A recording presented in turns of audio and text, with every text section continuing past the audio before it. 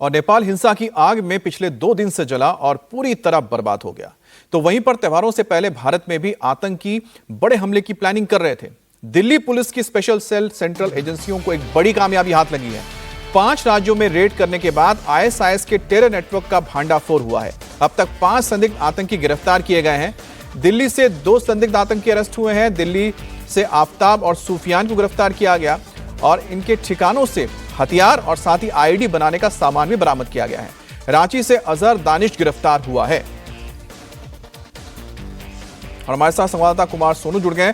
कुमार सोनू, इस पूरी वारदात में जो लोग शामिल थे उनके बारे में और क्या जानकारी निकलकर सामने आई है? सिर्फ 5 लोग ही हैं या इनका मॉड्यूल और भी ज्यादा फैला हुआ है? देखिए अमित, मैं आपको बताऊं कि सेंट्रल एजेंसीज लगातार जो है इस मॉड्यूल पर नजर बनाए हुए थे। सेंट्रल एजेंसीज के इनपुट के बाद जो है दिल्ली पुलिस की स्पेशल सेल ने दिल्ली, झारखंड और मुंबई में एक साथ रेड की है, जिसमें दिल्ली से 2 आरोपियों को गिरफ्तार किया गया है जो कि संदिग्ध आतंकी हैं, और इनमें से एक जो है वो रांची का रहने वाला है, उसको भी गिरफ्तार किया है। और 2 इसके अलावा और गिरफ्तारियां, यानी कुल 5 गिरफ्तारियां इसमें हो चुकी हैं अब तक। और कुछ लोगों को अभी डिटेन किया हुआ है। इनके पास से आईईडी बम बनाने का जो मटेरियल है वो बरामद हुआ है। इसके बाद कुछ जो है हथियार भी इनके पास से बरामद हुए हैं। फिलहाल पुलिस जो है अब इनसे लगातार पूछताछ कर रही है कि आखिर इनका मकसद क्या था, क्यों, कौन सा शहर इनके निशाने पे था, किस तरह की वारदात को ये लोग अंजाम देना चाहते थे। फिलहाल दिल्ली पुलिस 11:30 बजे प्रेस कॉन्फ्रेंस करके इस पूरे मॉड्यूल को लेकर एक बड़ा खुलासा करेगी। लेकिन जो जानकारी मिल पा रही है वो ये है कि इनका लिंक जो है आईएसआईएस से हो सकता है। फिलहाल ये हिंदुस्तान में स्लीपर सेल की भूमिका में थे और आदेश का इंतजार कर रहे थे।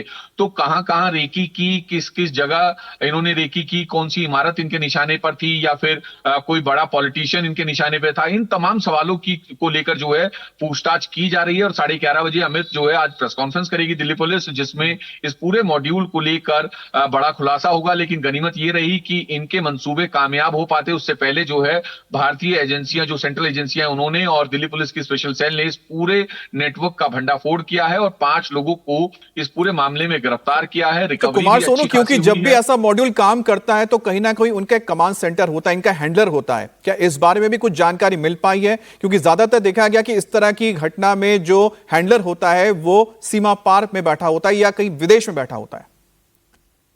देखिए बिल्कुल उसी पूरे नेटवर्क को खोलने के लिए जो है दिल्ली पुलिस की स्पेशल सेल अभी भी रेड्स कर रही है कई जगहों पर। कुल 5 राज्यों में ये रेड चल रही है, जिसमें 5 लोगों की गिरफ्तारी हो चुकी है, बरामदगी भी हुई है।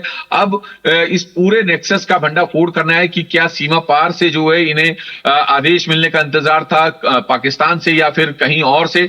ये तमाम ऐसे सवाल हैं जिनके जवाब जो है अब इनसे पुलिस पूछताछ के दौरान निकलवाने की कोशिश करेगी। इनका रिमांड भी जो है दिल्ली पुलिस की स्पेशल सेल आज लेगी कोर्ट में पेश करने के बाद। फिलहाल ये एक बड़ी कामयाबी है दिल्ली भारत की सुरक्षा एजेंसियों और दिल्ली पुलिस के हाथ जो लगी है, जिसमें एक बड़ी आतंकी घटना को रोकने से होने से पहले जो है तो ये बड़ी कामयाबी मिली है, जैसा बता रहे हैं कुमार सोनू। और साथ ही साथ समझिए कि स्लीपर सेल है, यानी कि हो सकता है कि ये आपके आसपास ही मौजूद रहे होंगे। कोई इसमें स्टूडेंट होगा, कोई नौकरी पेशा आदमी होगा, कोई अपना व्यापार कर रहा होगा, लेकिन जैसे ही इनको कमांड मिलता है हैंडलर से, ये तुरंत के तुरंत एक्टिव हो जाते हैं और आतंकी गतिविधियों को अंजाम देने के लिए तैयारी करने लगते हैं। तो बहुत ही खतरनाक होता है स्लीपर सेल, जिसको इस वक्त पुलिस ने मिलकर गिरफ्तार किया है।